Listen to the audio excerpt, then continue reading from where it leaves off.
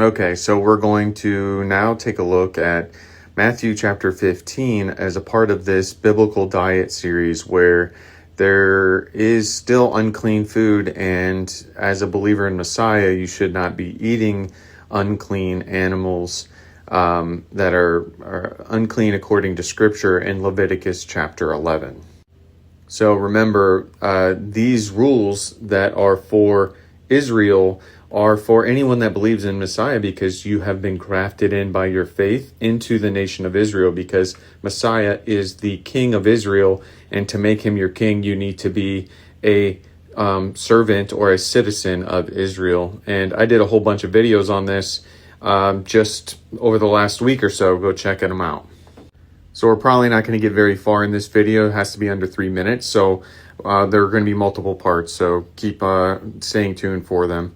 Here in Matthew 15, verse 1, it says, "Then there came to Yahusha the scribes and the Pharisees from Jerusalem, saying, 'Why do your taught ones transgress the tradition of the elders? For they do not wash their hands when eating bread.'"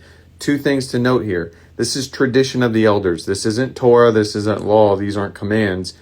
And then the other thing is we're talking about bread. We're not talking about unclean food or even meat at this point at all. This is not even in the discussion. And verse 3, "But he answering said to them, 'Why do you transgress the command of Elohim because of your tradition?'"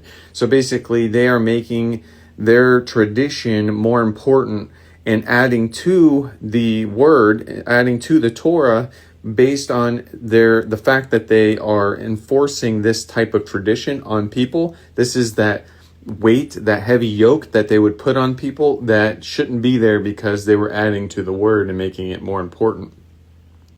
So he goes on and tells us an example of what an actual command was given in Torah, which is like, respect your father and your mother, and he who curses the father and the mother, let them be put to death. But he gives them an example of one of their traditions where they nullify this command by basically saying that they dedicated some sort of profit or offering that they should have been giving or honoring their father and mother with. They dedicated to the temple, so they can't do it anymore.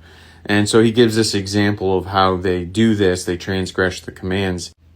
We're going to continue this in the next video. We're going to keep going on with Matthew 15, so please stay tuned.